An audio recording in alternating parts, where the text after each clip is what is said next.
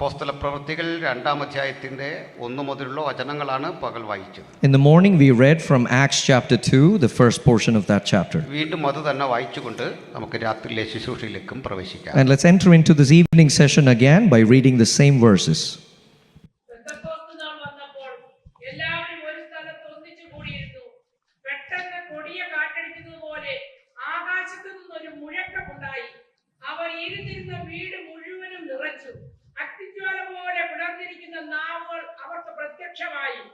അവരിൽ ഓരോരുത്തരുടെ മേൽ പതിഞ്ഞു. എല്ലാവരും പരിശുദ്ധാത്മാവ് നിറഞ്ഞവരായി ആത്മാവ് അവർക്ക് ഉച്ചരിപ്പാൻ നൽകിയതുപോലെ അന്യഭാഷകളിൽ സംസാരിച്ചു തുടങ്ങി.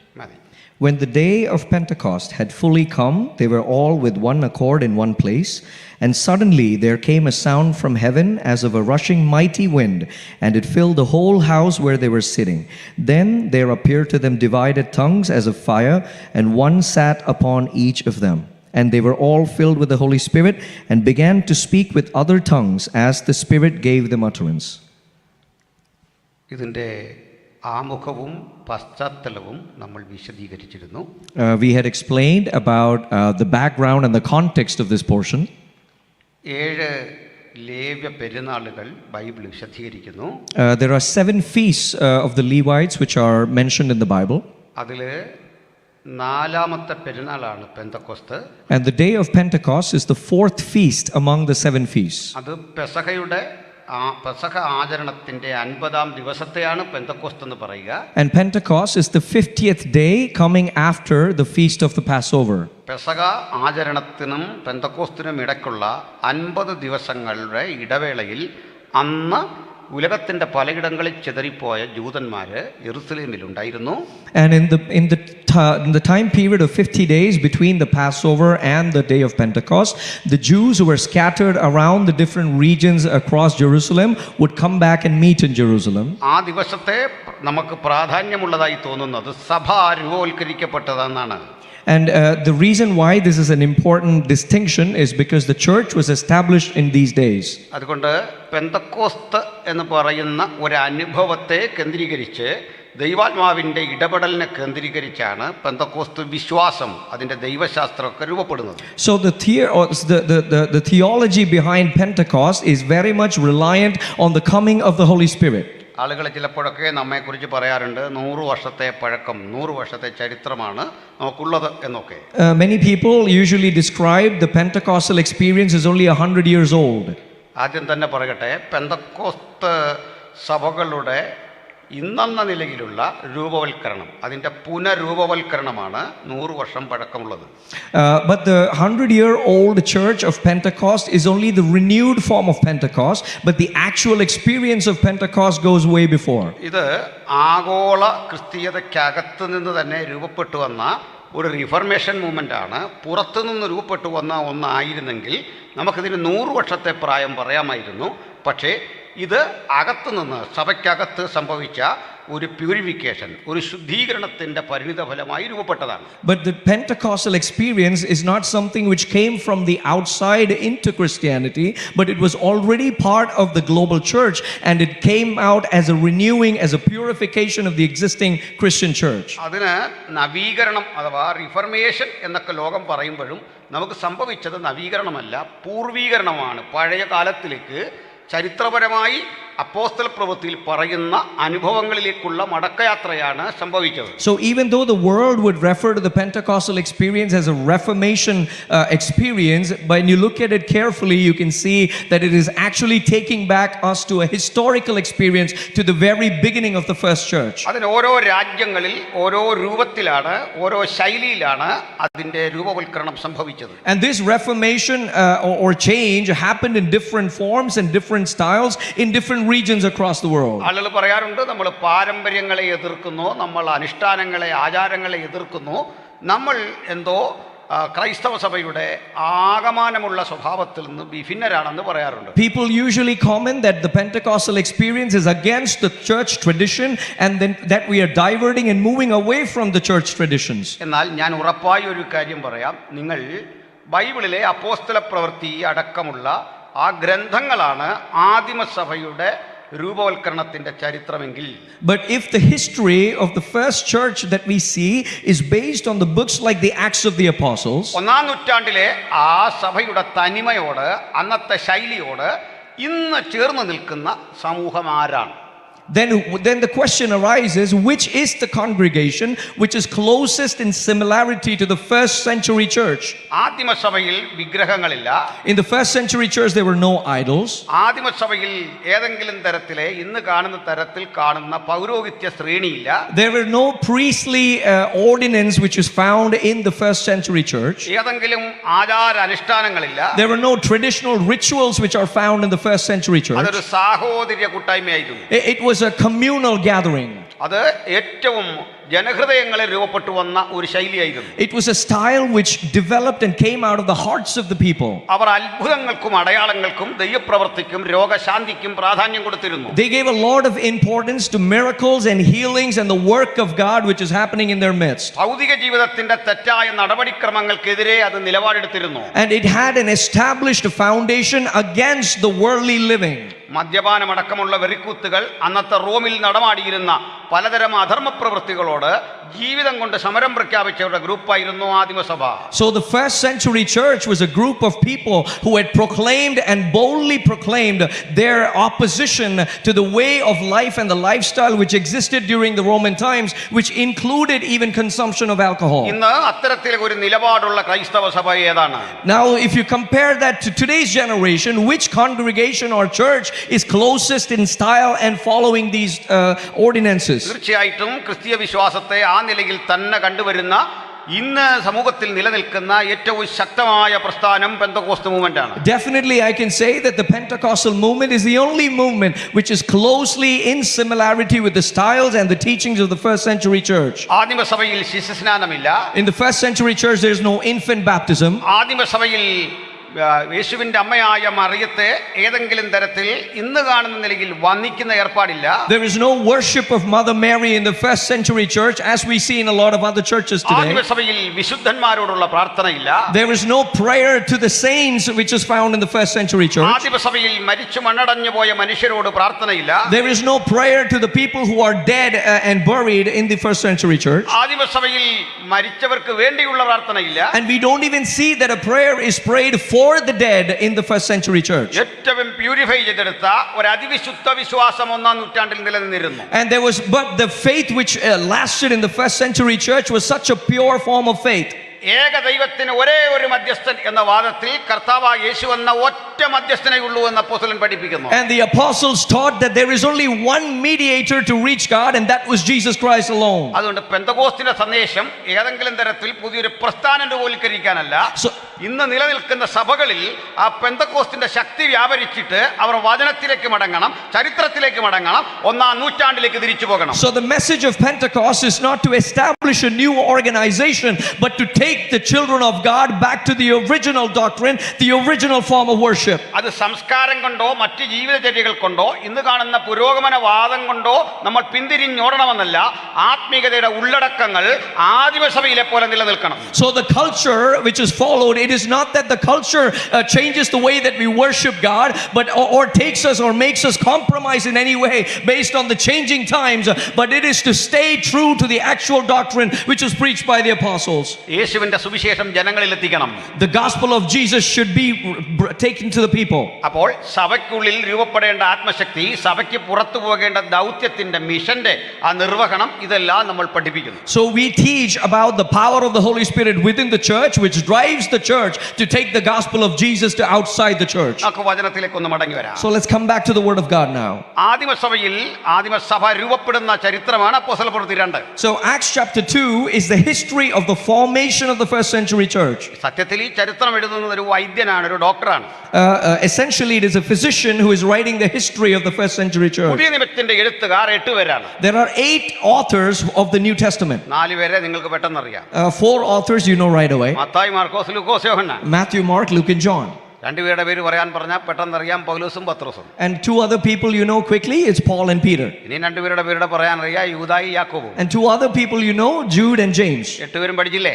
You know all the 8 authors. ഈ 8 പേരിൽ ജൂത പശ്ചാത്തലമില്ലാത്ത ഒരേ ഒരാൾ, യഹൂദനല്ലാത്ത ഒരേ ഒരാൾ ലൂക്കാണ്. And Luke was among these 8 authors, Luke was the only author who did not have a Jewish background. ബൈബിളിന്റെ എഴുത്തുകാരിൽ ഒരേ ഒരു യഹൂദ പശ്ചാത്തലം ഇല്ലാത്ത വ്യക്തി ലൂക്കാണ്. And Luke is the only person in the Bible who doesn't have a Jewish background among the authors that you find. പക്ഷേ ഈ ലൂക്കോസിന് മാത്രം ഒരു അപൂർവ ഭാഗ്യമുണ്ടായി. But Luke alone had this extraordinary opportunity. ആ ലൂക്കിന്റെ ഒരു പശ്ചാത്തലം പരതിയാൽ അദ്ദേഹം യേശുവിനെ കണ്ടിട്ടില്ല.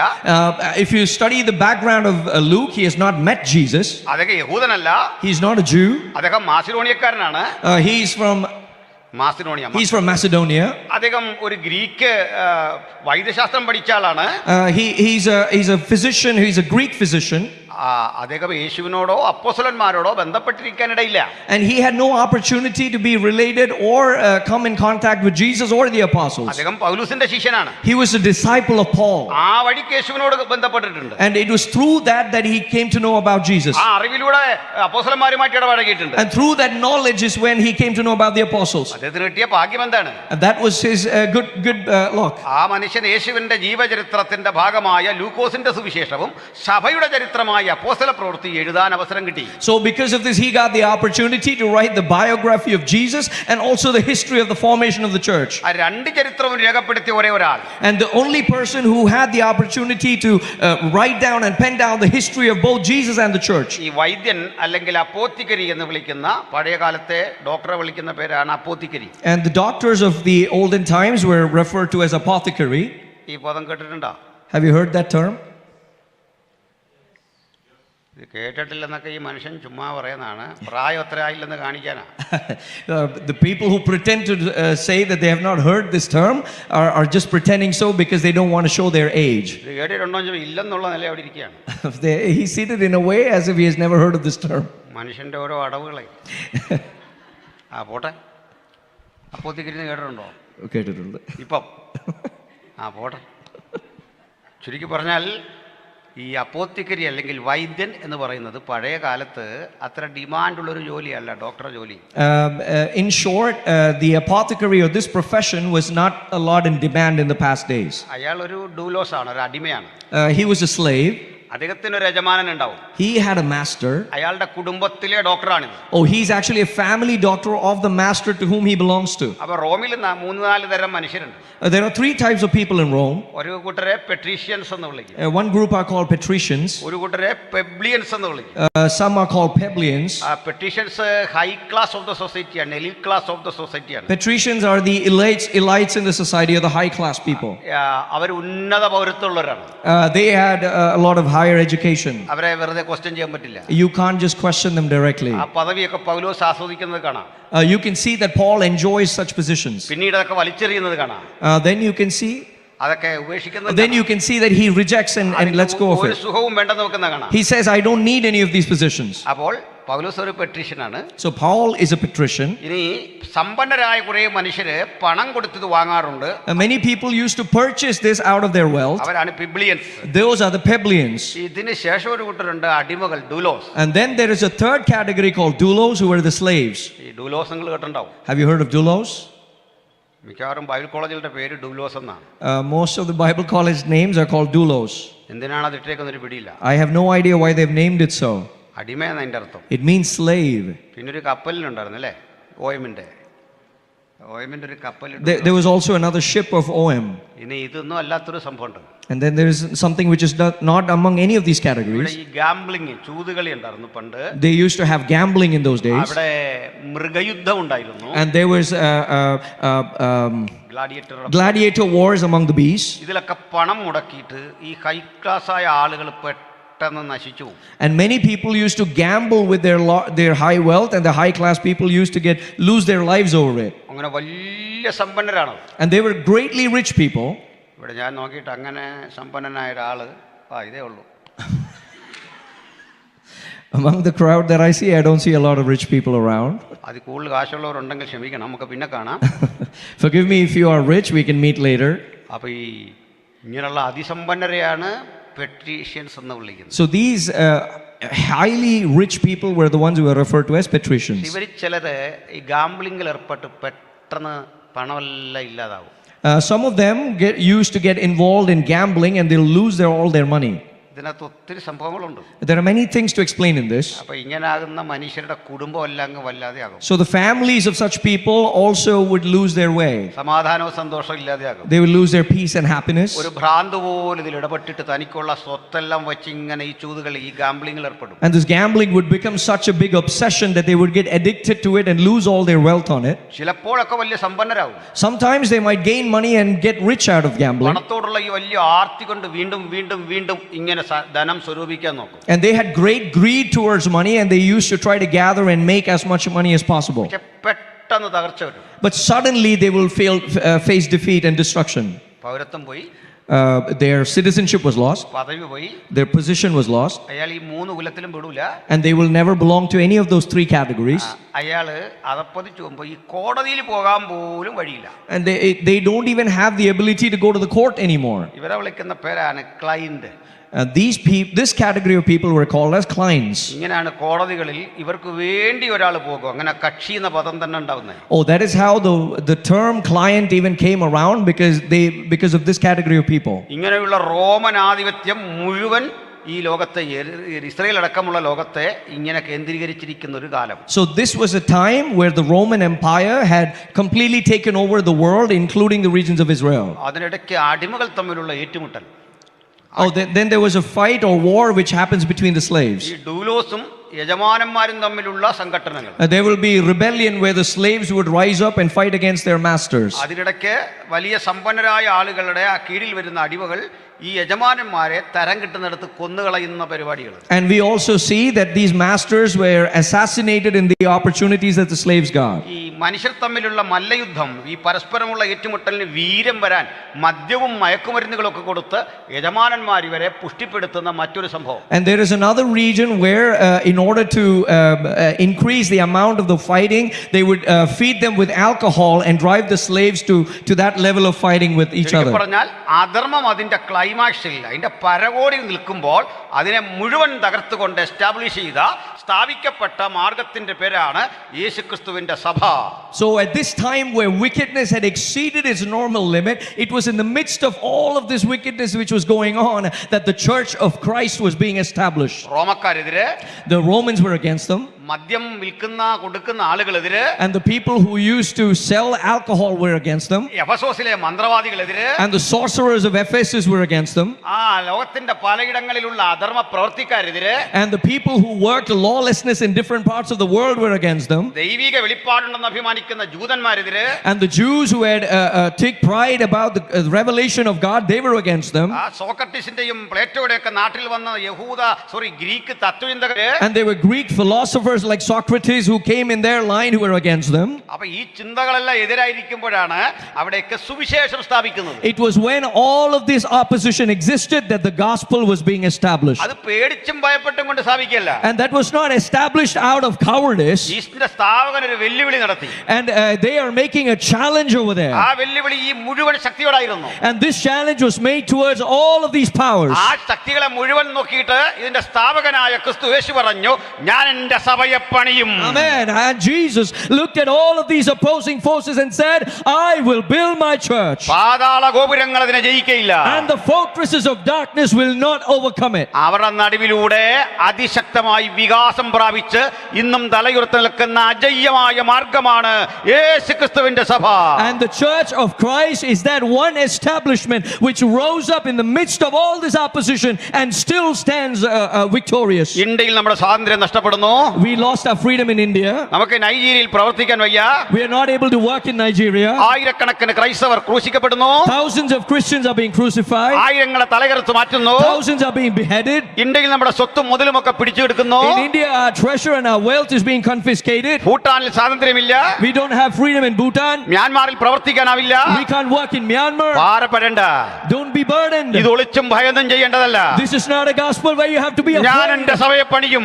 I will build my church. പാതാള ഗോപുരങ്ങൾ അതിനെ ജയിക്കയില്ല. And the fortresses of darkness will not overcome it. പാതാള ഗോപുരങ്ങൾക്ക് ജയിക്കാൻ കഴിയാത്ത ഇന്ധനപ്പുരയാണ് ഓരോ സഭയും.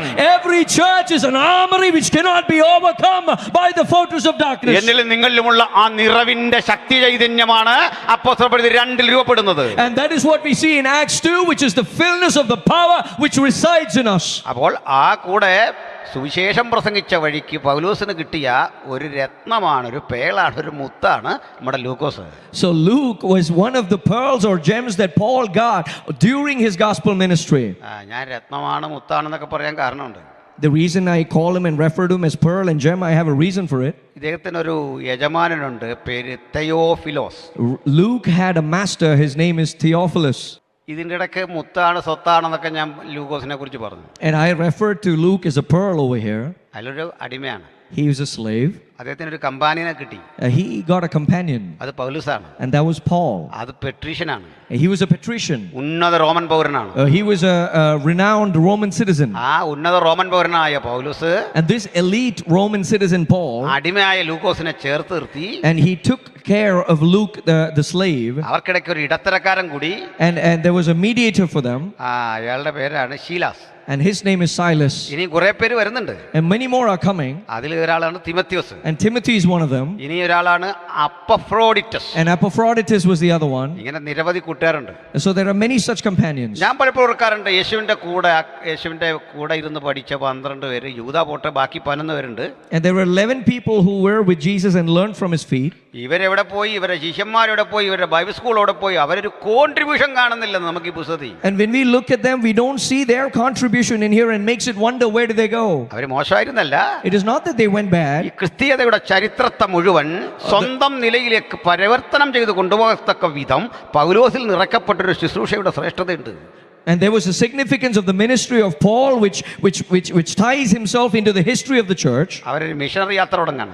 He started a missionary journey. മറ്റേ പൗലോസിന്റെ കൂടെ ഇതിൽ അത് കൂടാതെ ചില കമ്പാനിയൻസിനെ കിട്ടുന്നുണ്ട്. And Paul is getting more companions on his way. ഒരാളുടെ പേര് Barnabas. One's name is Barnabas. Actually Barnabas പൗലോസിന്റെ ഒരു മെന്റർ കൂടിയാണ്. And Barnabas was actually a mentor to Paul. ഈ യെരുശലേമിലെ സഭയ്ക്ക് പൗലോസിന് അത്ര വിശ്വാസം പോരാ. The church at Jerusalem did not put their trust in Paul. പഴയ പീഡകൻ, പണ്ടൊക്കെ ഞങ്ങളുടെ സഭയെ വന്ന് ഉപദ്രവിച്ചവൻ രക്ഷിക്കപ്പെട്ടു എന്നൊക്കെ പറയുന്നു. നേരാണോ സ്പൈവർക്കാണോ എന്ന് അറിയില്ല. Because they were afraid, because he used to be a persecutor of the church. So now hearing that he had a change of heart, they had difficulty and hesitation in trusting him. അങ്ങനെയുള്ള ആ trust അല്ലെങ്കിൽ ആ വിശ്വാസം പുനരുദ്ധരിച്ചെടുത്ത ആള് ബർണബാസാണ്. So Barnabas was the one person who renewed the trust that the church at Jerusalem had in Paul. ഈ Barnabas നമ്മുടെ മാർക്കോസിന്റെ അമ്മാച്ചനാണ്. And Barnabas is the uncle of Mark. അദ്ദേഹത്തെ ചേർത്ത് പിടിച്ചു. And he took care of it, took him under his wing. പൗലോസിന് പരിഗണന കൊടുത്തു.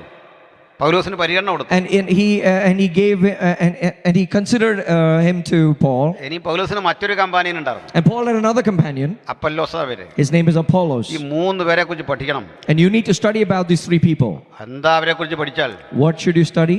അവരുടെ പക്കലിരിക്കുന്ന ആ ശുശ്രൂഷയുടെ ശ്രേഷ്ഠത എത്ര വലുതാ. You should understand about the significance of the ministry and calling upon them. Barnabas, Paulose, Apollos. Barnabas, Paul and Apollo. ഒരാളെ കുറിച്ച് പറയാണ്, അദ്ദേഹം ഇങ്ങോട്ട് വന്ന് പ്രസംഗിച്ചു, അവൻ യഹൂദന്മാരെ മിണ്ടാതാക്കി. One person, it is said that he came and preached and the Jews went silent. അടുത്ത ആൾ ഇങ്ങോട്ട് വന്നിട്ട് അവരെ പരസ്യമായി കണ്ണിച്ചു കളഞ്ഞു. And the other person came and publicly make a spectacle out of them. അടുത്ത ആൾ ഇങ്ങോട്ട് വന്നിട്ട് ക്രിസ്തു തന്നെ ദൈവപുത്രൻ എന്ന് തെളിയിച്ചു കൊടുത്തു. And the other person came and proved that Christ alone is the Son of God. മിണ്ടാതാക്കൽ, കണ്ണിച്ചു കളയൽ, തെളിയിച്ചു കൊടുക്കൽ. And the first one made them silent, the second one overcame them, and the third one proved it to them. ഇതിൽ ഒരാളെ സഹിക്കാൻ പാടാ പിശാചിന്. And the devil cannot even withstand one such person. ഈ 3 പേര് നിരന്തരമുള്ള അവസ്ഥ എന്താണ്? And think about all 3 people standing together and ministering. പണ്ടൊക്കെ നമ്മുടെ പഴയകാല കൺവെൻഷനിൽ 2 പേരൊക്കെ ആയിരുന്നു ഒരു രാത്രി പ്രസംഗിക്കുന്നത്. In our olden days, during the conventions, we used to have 2 speakers. ചിലപ്പോൾ 3 പേര് വരെ ആയിട്ടുണ്ട്. Sometimes even 3 preachers. ഇത് ഇങ്ങനെ മാറി മാറി വരുമ്പോൾ നമുക്ക് ഭയങ്കര സങ്കടം. ആദ്യത്തെ ആളെ നിർത്തിക്കളഞ്ഞല്ലോ. And we feel sad that the first person stopped when this came over and over again. ആ സങ്കടം പോകുന്ന രണ്ടാമത് വരുന്ന ദൈവാസന ഇതിലും പവർ പവർഫുൾ ആയിട്ട് അങ്ങ് തുടങ്ങും. And the second person, the preacher who would come, will speak even more powerfully. ഇതിങ്ങനെ വന്നു വന്ന് ഇപ്പോൾ 10 മിനിറ്റ് വീതമായി 40 പേര് ഒരു രാത്രി പ്രസംഗിക്കും. And now, and that became as if 40 preachers will preach in one night. ആരെന്തൊക്കെ പറഞ്ഞാൽ ആർക്കും ഒരു പിടിയില്ല. Nobody knows what each of them preached. ഇങ്ങനെയൊക്കെ മാറി കാര്യങ്ങൾ. And now the times have changed അപ്പോൾ likewise. നമുക്ക് വീണ്ടും ഒരു പൂർവീകരണം വേണം. And now we need another reformation, going back to the history. നമുക്ക് വീണ്ടും തിരുവെഴുത്തിലേക്ക് മടങ്ങണം. We need to return to the Word of God. ഞാനിതിൽ ഈ ലൂക്കോസിനെ പറ്റി ഒരു കാര്യം കൂടി പറഞ്ഞിട്ട് ആ വിഷയത്തിലേക്ക് വരാം. Let me mention one more thing about Luke and come to the matter. ലൂക്കോസിനെ കുറിച്ചുള്ള ഒരു മതിപ്പ് പറയാം. So we need to have understand the value of Luke. ഈ പൗലോസ് അനുഭവിച്ച സകല കഷ്ടതകളും കൂടെ നടന്ന് അനുഭവിച്ച മനുഷ്യനാണ് ലൂക്കോസ്. Luke was one of the individuals who walked with Paul and was a partaker of all of his sufferings. പലവട്ടം പട്ടിണി, Many of the times he went hungry, ഉറക്കളപ്പ്, sleeplessness, ആപത്ത്, വാള്, there was sword and danger. ഈ കടലിലെ ആപത്ത്, കപ്പലിലും ഒക്കെ അനുഭവിച്ച ത്യാഗം. And he also endured the sacrifice and the sufferings that they had in the sea and ship. ഈ ചരിത്രമൊക്കെ എഴുതിയ മനുഷ്യൻ ഒരിക്കൽ പോലും തൻ്റെ ത്യാഗം നമ്മളോട് പറഞ്ഞില്ല. And this person who wrote all of these histories never mentioned about his sacrifices. ഒരിക്കലും ഇത് ആരോടും പറഞ്ഞില്ല. He never told about his endurance with anybody. അദ്ദേഹത്തിന്റെ എഴുത്തിലൊരു മനോഹാരിത നിങ്ങൾക്ക് കാണാം. You can see a speciality in his writing. അദ്ദേഹം പറയാ പൗലുസും ശീലാസും കാരാഗൃഹത്തിലായിരുന്നു. And he writes, Paul and Silas were in the prison. ഈ പറയുമ്പോൾ ഈ മനുഷ്യനുണ്ട്. When he writes that, he is also with them. നമ്മളെല്ലാം പറയുമ്പോൾ 2 പേരുടെ പേരേ പറയുള്ളൂ. സൂക്ഷിച്ചു നോക്കിയാൽ മനസ്സിലാകും 2 അല്ല 3 പേരുണ്ട് അവിടെ. When we always mention, we only talk about Paul and Silas, but there were actually 3 people there. ഞാനിതെങ്ങനെ കണ്ടുപിടിച്ചെന്നോ? Yeah, how do you might be wondering how I figured this out. അവിടെ എഴുതിക്കുക, ഞങ്ങൾ അവിടുന്ന് യാത്ര പുറപ്പെട്ടു. Because it is written, we started our journey from there. ഞങ്ങൾ ത്രോവാസിലേക്ക് പോയി. We went to Troas. ഞങ്ങൾ ഫിലിപ്പിയിലേക്ക് പോയി. We went to Philippi. എന്നാ പിന്നെ അവരെന്ന് പറഞ്ഞ പോരെ? But he could have said they went. അപ്പൊ എഴുത്തുകാരനുണ്ട്. So it means that the author who is writing this also went along with them. രക്ഷപ്പെട്ട ശേഷം ദ്വീപിന്റെ പേർ മെലിത്ത എന്ന് ഞങ്ങൾ ഗ്രഹിച്ചു. And after they were saved from the shipwreck, it is written that we figured out that the name of the island was Malta. അപ്പൊ ഇതിൽ നാം മനസ്സിലാകുന്ന ഈ മനുഷ്യനുണ്ട്. This is where I understand that Luke was also part of this journey. ഒരിക്കൽ പോലും പറഞ്ഞില്ല. But he never mentioned himself being there. നമ്മളൊക്കെയാണ് എന്ത് ചെയ്തേനെ? What would have we done? ഞാനാണെങ്കിൽ ഈ അപ്പോസ്തല പ്രവൃത്തിയിൽ ഒരു ചാപ്റ്റർ എന്നെ പറ്റി എഴുതിയാണ്. If it was me, I would have written an entire chapter about myself in the book of Luke. എനിക്ക് അതിനുള്ള റൈറ്റ് ഉണ്ട്, ചുമ്മാ അല്ലല്ലോ. It is not simply because I took part in the journey. ഞാൻ സഹിച്ചല്ലേ. I endured it. ഞാൻ അതെല്ലാം എഴുതിയിട്ട് After I write everything, എൻ്റെ ത്യാഗം എല്ലാം എഴുതിയിട്ട് after I write all of my sacrifices, അവസാനം എൻ്റെ അക്കൗണ്ട് നമ്പറും തരും. and then I'll in the end put my account number, phone നമ്പറും തരും. and my phone number as well. ഓർക്കുമ്പോൾ ഒന്ന് പ്രാർത്ഥിക്കാനും വിളിക്കാനും. It is for you to, whenever you remember, to call me and to pray. ലൂക്കോസ് ഒരിക്കലും വെച്ചില്ല. But Luke never did that. തന്നല്ല തെളിവ് അത് പോരല്ലോ. Because that's not enough. നമ്മുടെ പൗലോസ് കാലമേറെ കഴിഞ്ഞില്ല, വൈദ്യനായ പ്രിയ ലൂക്കോസും എന്നോട് കൂടെ ഉണ്ടായിരുന്നു. But Paul writes that the physician Luke was also with me. അങ്ങനെ നമ്മൾ അറിയാതെ മറഞ്ഞു കിടക്കുന്ന എത്ര മനുഷ്യരുണ്ട്. And that way there are so many hidden individuals that we don't even know. വിഭവസമൃദ്ധമായ അല്പം ഭക്ഷണം ടേബിളിൽ വരുമ്പോൾ അതിന്റെ പിന്നിൽ പണിയെടുത്ത എത്ര കർഷകരുണ്ട്. How many of the farmers who work behind the food which comes to our table? എത്ര വണ്ടികൾ മാറി കടന്നാണ് നമുക്കരിയിലേക്ക് ഭക്ഷണം. The food comes to our table after getting through a lot of long processes. എത്രയോ ഘട്ടങ്ങളിലൂടെയാണ് നമ്മുടെ പക്കലേക്ക് ഒരുപിടി അന്നം എത്തുന്നത്.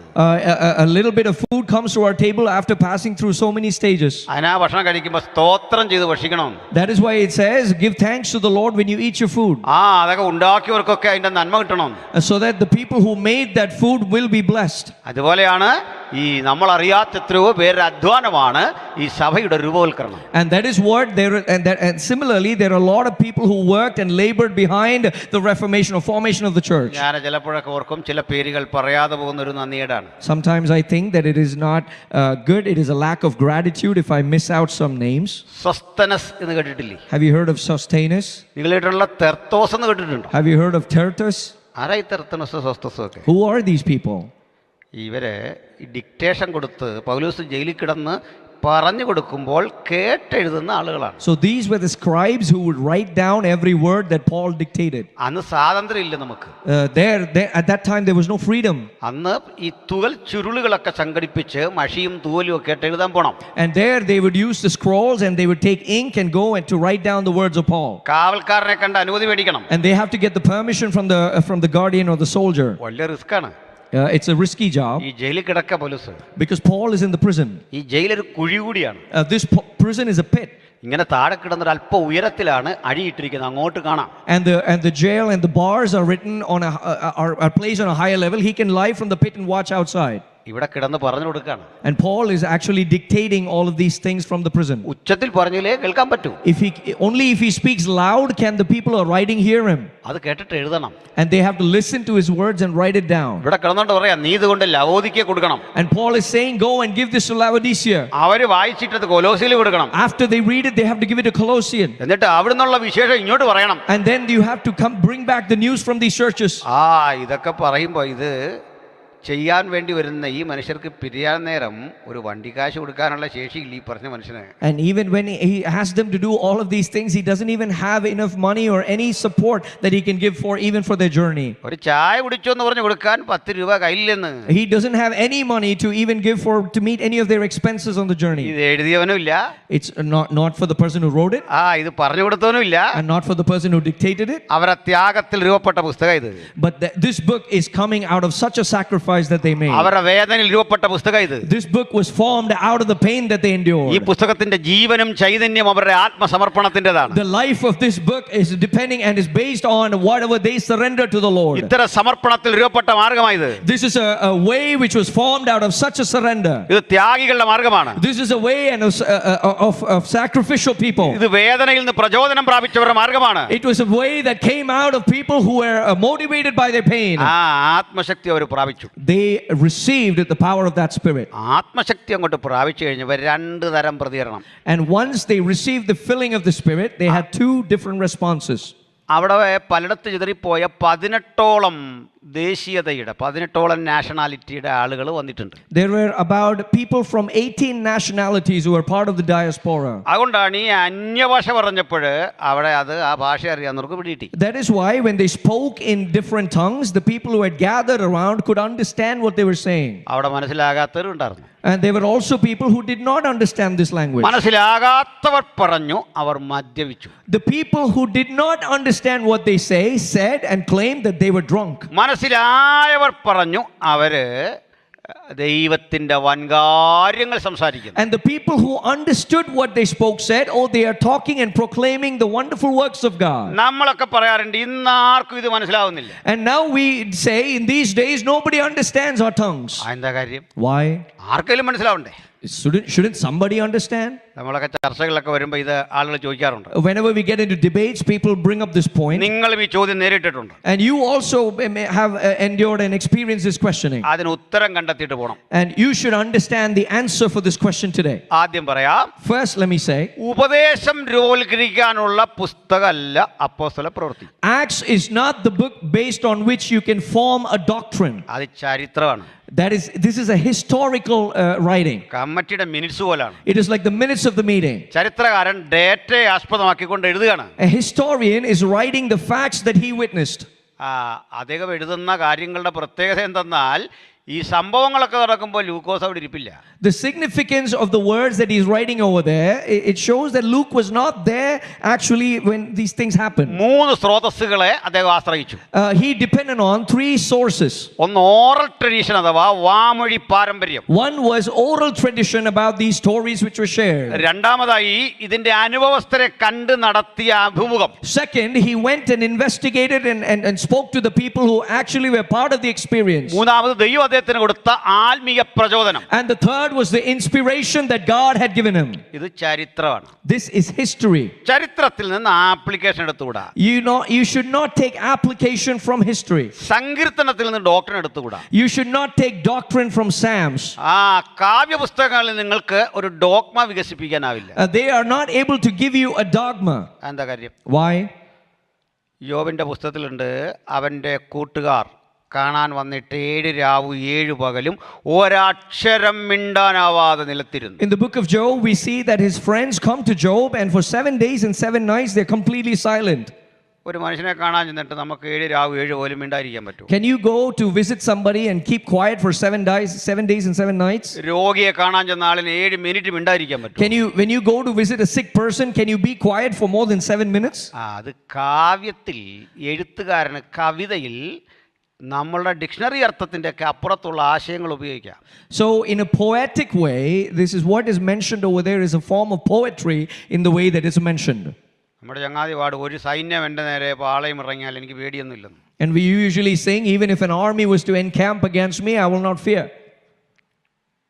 ഈ ഒരു പാട്ടുണ്ട്, തീച്ചൂള സിംഹക്കുഴി പൊട്ടക്കിണർ മരുഭൂമി ഇല്ലേ, മരണമോ വന്നിരട്ടെ, അങ്ങനെ പാട്ടില്ലേ? പറഞ്ഞോ.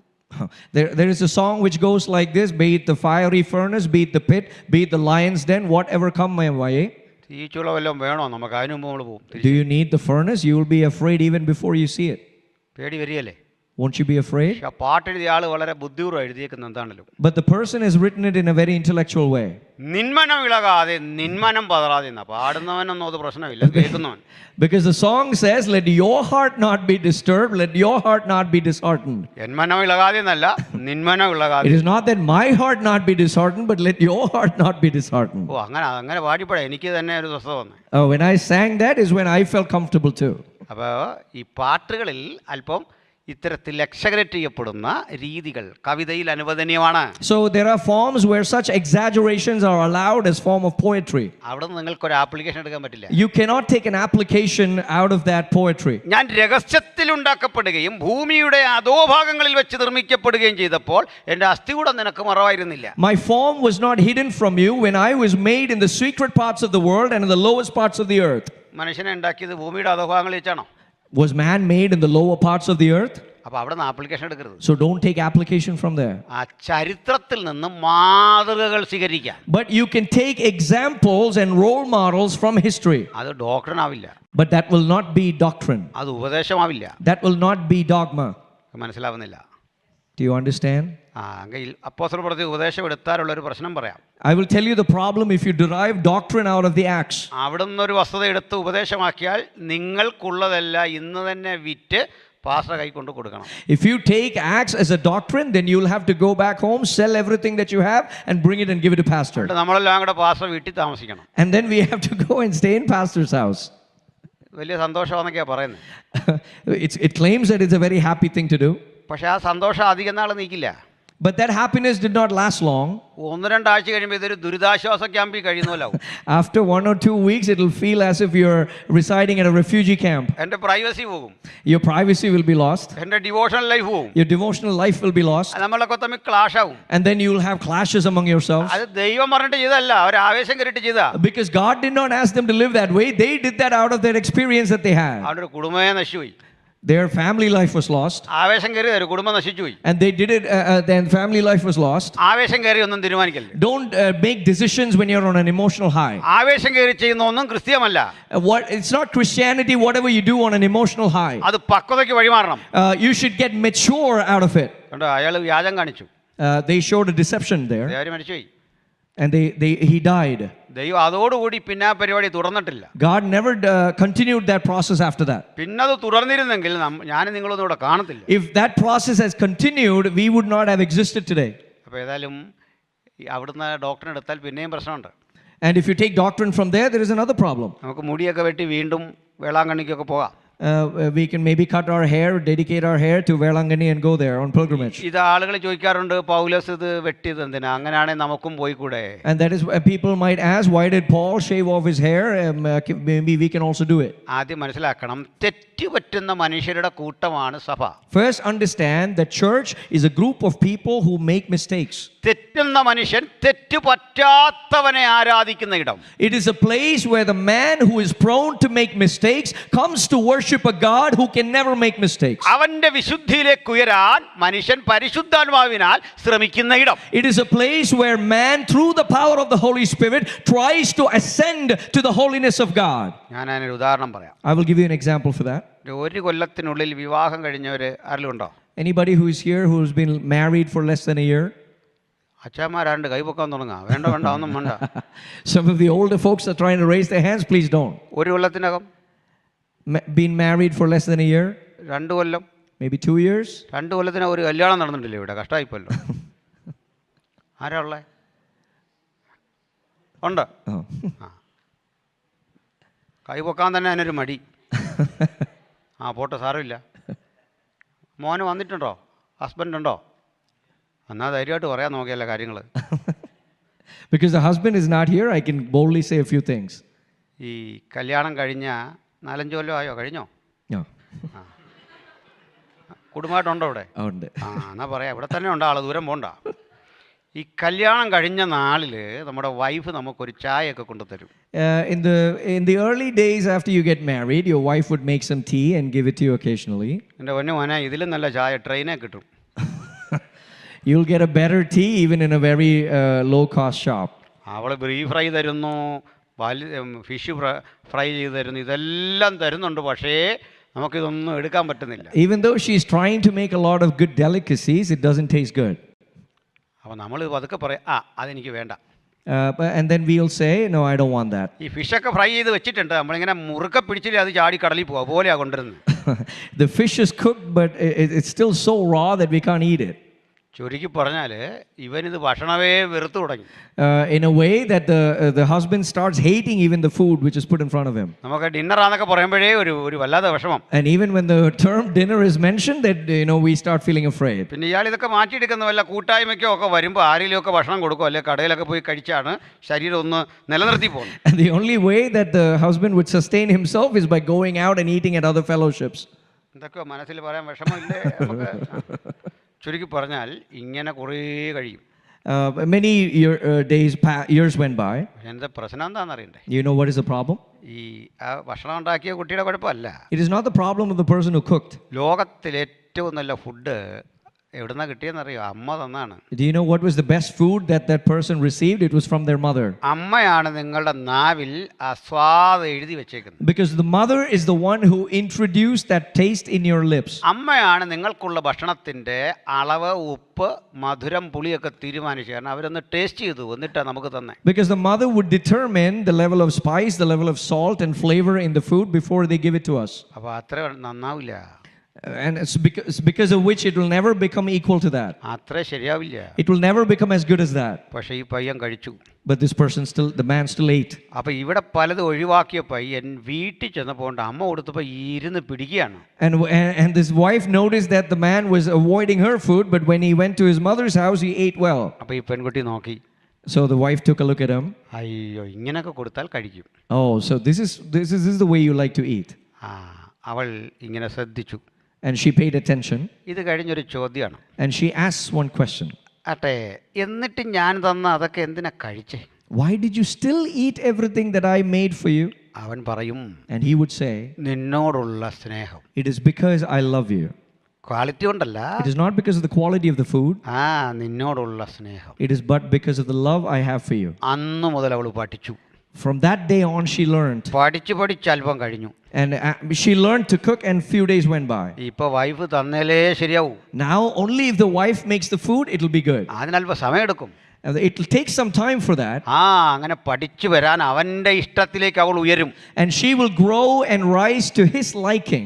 ക്രിസ്ത്യൻ ലൈഫ് ഇതുപോലെയാണ്. This is how Christian life is. ഇതുവരെയുള്ള ജീവിതത്തിൽ നമ്മൾ ദൈവത്തിന് കൊടുത്തു ഒന്നും കൊള്ളാവുന്ന സ്തോത്രോ സ്തുതിയൊന്നും അല്ല. In the life that we lived so far, the praises that we gave to God were of bad quality. എൻ്റെ പാട്ട് കൊള്ളൂല.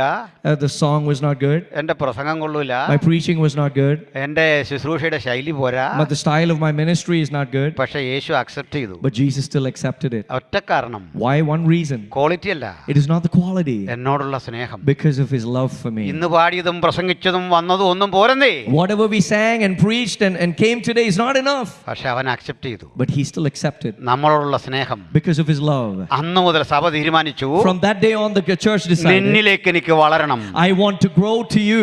നിന്റെ ഇഷ്ടം പോലെ എനിക്കാകണം. I want to become as per your liking. നിന്റെ ഹിതം പോലെ എനിക്കാകണം. I want to be as per your will, God. ആ മനസ്സാണ് ആത്മീയത.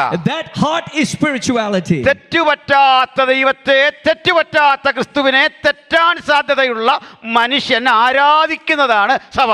The church is the place where the man who makes mistakes worships the God who can never make mistakes. എല്ലാം തികഞ്ഞവരുടെ കൂട്ടമല്ല ഇത്. This is not the place where there are perfect people. ഇത് കുറവുള്ളവരുടെ കൂട്ടമാണ്. This is the place of people with shortcomings. എല്ലാം തികഞ്ഞ ഒരുവൻ നമ്മുടെ കൂടെ ഉണ്ട്. But there is one who is perfect. അവനോടുള്ള ഫ്രണ്ട്ഷിപ്പ് നിമിത്തമാ നമുക്ക് അഭിമാനം കിട്ടിയേ. It is because of this friendship that we got this recognition. ഒരു ഊനവും ഇല്ലാത്തവൻ നമ്മുടെ കാന്തൻ. Our Our God, our Lord is one who is blemishless. ഒരപാകതയും ഇല്ലാത്തവനാ നമ്മളെ കാന്തൻ. He is a Lord who has no shortcomings. അപ്പൊ അപ്പോസ്തലപ്രവൃത്തിയിലേക്ക് വരാം. Let's come to Acts.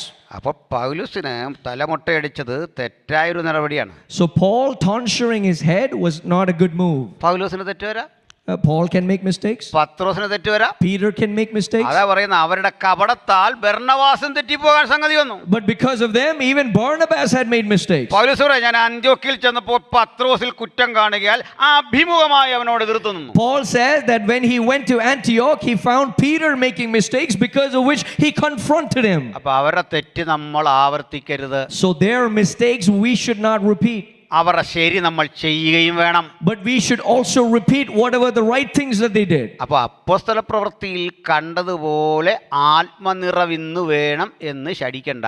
So don't think that the same move of the Spirit will happen like in Acts even today. നമ്മൾ പാടുമല്ലോ, കാറ്റ് പോലെ അടിക്കണമെന്നൊരു പാടും, കാറ്റ് പോലെ മഴ പോലെ തീ പോലെ എന്നൊക്കെ അല്ലേ.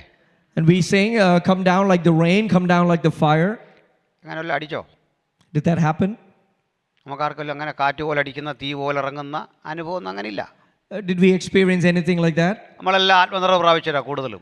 Most of us have received the fullness of the Spirit. അങ്ങനെ ആക്കി പുസ്തകത്തിൽ തന്നിട്ടുണ്ട്. There are some moves of the Spirit which have become law in the work of God. അത് ലേഖനങ്ങളിലാ. Those are in the epistles. ലേഖനങ്ങളിൽ പറയുന്നത് നിയമം. Whatever is mentioned in the epistles is the law. You have to do. You have to do it. നിങ്ങൾ ചെയ്യണം. You have to do it. മറ്റേ നമ്മൾ ചെയ്യണമെന്ന് നിർബന്ധമില്ല. But it is not compulsion that we need to do അത് it. കൂടുതൽ നല്ല ആത്മനടത്തിപ്പിന് അതിൽ നിന്ന് മാതൃക സ്വീകരിക്കാം. But you can take examples from there for a better spiritual life. പക്ഷെ ചെയ്തേ പറ്റൂ എന്നുള്ളതിന്റെ പേരാണ് കൽപ്പന. What you need to do and must do, that is a commandment. അതിന് അപ്പോസ്തലൻ തിരിച്ചു പറയാ, കൽപ്പനയായിട്ടല്ല. And apostle says, oh, but this is not, I do not mention this as a commandment. ഇതിന് അപ്പോസ്തലൻ ഒരിക്കൽ പറഞ്ഞത് കല്യാണമൊക്കെ കഴിക്കാതിരിക്കുന്നത് വളരെ നല്ലത്. Paul once said it is better not to be married. വിവാഹം കഴിക്കാതിരിക്കുന്നത് നല്ലതാന്ന് പറഞ്ഞ അപ്പോസ്തലൻ പറഞ്ഞത് കേട്ടിരുന്നെങ്കിൽ ഈ 1-ാം നൂറ്റാണ്ടിലെ സഭ തീർന്നേനെ. If people took that as a doctrine, then the church would have ended with the first century. അത് നിയമമല്ല. That is not a law. അത് സുവിശേഷം അറിയിക്കാനുള്ള അദ്ദേഹത്തിൻ്റെ വ്യഗ്രത കൊണ്ട് ലോകമാസകലം പോകാനുള്ള സൗകര്യത്തിന് അദ്ദേഹം തന്നെ പോകുന്നതാണ് നല്ലത്. He mentioned that only because of his zeal for going and spreading the gospel, and he mentioned that so that it is more convenient to go and spread the gospel. എന്ന കൽപ്പന തരുന്നുണ്ട്. But there are some which he mentions as commandments. നിർദ്ദേശം തരുന്നുണ്ട്. He is giving directions. നമ്മൾ ഈ science എന്നൊക്കെ പറഞ്ഞ് കേൾക്കുന്ന പകുതി സയൻസ് അല്ല. Whatever we hear as science, most of them is not even science. Hypothesis ഉണ്ട്. There is a hypothesis. അതിന്റെ കൂടിയ രൂപമായ തിയറി ഉണ്ട്. And there is a theory which is a step above the hypothesis. Law ഉണ്ട്. And there is also a law. Hypothesis അനുമാനമാണ്. Hypothesis is a guesswork. ഈ അനുമാനങ്ങളെ കൂട്ടി comparison നടത്തിയിട്ട് കണ്ടെത്തിയതാണ് സിദ്ധാന്തം അല്ലെങ്കിൽ theory. But theory is the one which comes out of the assumptions which are your hypothesis. അതും ശാസ്ത്രമല്ല, ശാസ്ത്രത്തിലേക്കുള്ള വഴിയാ. But that is not science, that is only a way to science. അതുകൊണ്ട് പല സിദ്ധാന്തം ഒരു വിഷയത്തിൽ വരുന്നത്. That is why many theories become part of one subject. Newton പറഞ്ഞല്ല പ്രകാശത്തെക്കുറിച്ച് Einstein പറഞ്ഞു.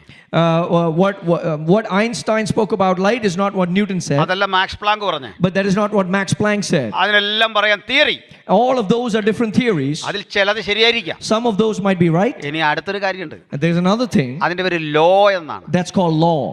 ലോ മാറത്തില്ല. But the law will not change. അതാ ശാസ്ത്രം. That is science. Law of gravity എന്ന് പറഞ്ഞാൽ When you say law of gravity, അതിന് repeatability ഉണ്ട്. it can be repeated. അതിന് ഫാൾസിബിലിറ്റി, അതായത് മറ്റുള്ള കാര്യങ്ങൾ തെറ്റാന്ന് പറയാനുള്ള അധികാരമുണ്ട്. It has the right to correct and show that other things are wrong. അത് ന്യൂട്ടൺ കണ്ടുപിടിക്കുന്നതിന് മുമ്പേ അത് ഉണ്ട്. Even before Newton discovered it, it existed. അപ്പൊ ശാസ്ത്രത്തെ പറ്റി പറയുമ്പോൾ ഇതുപോലുള്ളതുപോലെയാണ് നമുക്ക് ബൈബിൾ ഒരു സിദ്ധാന്തം. So just like what we mentioned, that is the theory which we see in the Bible. അപ്പോസ്തല പ്രവൃത്തിയിൽ നടന്ന ആത്മനടത്തിപ്പിനെ നിയമമാക്കുന്ന, അതിനെ ലെജിസ്ലേറ്റ് ചെയ്യുന്ന പുസ്തകമാണ് 1 കൊരിന്ത്യർ ലേഖനം. 1 Corinthians is the book which legislates and makes the happenings of the book of the Acts of the Apostles into law. 14-ാം അധ്യായം Verse 14. ഒന്ന് വായിച്ചു. Can we read 1 Corinthians chapter 14? 1 കൊരിന്ത്യർ 14 1 മുതൽ വായിച്ചു. 14:1 onwards. സ്നേഹമായിരിക്കാൻ ഉത്സാഹിപ്പീൻ. ആത്മീക വരങ്ങളും വിശേഷ പ്രവചനവരവും വാഞ്ചിപ്പീൻ. പിന്നെ അന്യഭാഷയിൽ സംസാരിക്കുന്നത് മനുഷ്യരോടല്ല, ദൈവത്തോടത്രേ സംസാരിക്കുന്നു. ആരും തിരിച്ചറിയുന്നില്ലല്ലോ. മതി. നിയമമായപ്പോ കണ്ടോ? See what happened when it became law? അന്യഭാഷയിൽ സംസാരിച്ചത് പണ്ട് ചിലർക്ക് മനസ്സിലായി. Where when people spoke in tongues in the back old days, some people understood. അത് ചർച്ചിന് ലെജിസ്ലേറ്റ് ചെയ്തപ്പോൾ പറയാണ്, But when this got legislated to the church, Paul is saying, മനുഷ്യരോടല്ല, it is not being spoken to men, ദൈവത്തോടത്രേ, but it is being spoken to God. ആരും തിരിച്ചറിയുന്നില്ല. No one understands this.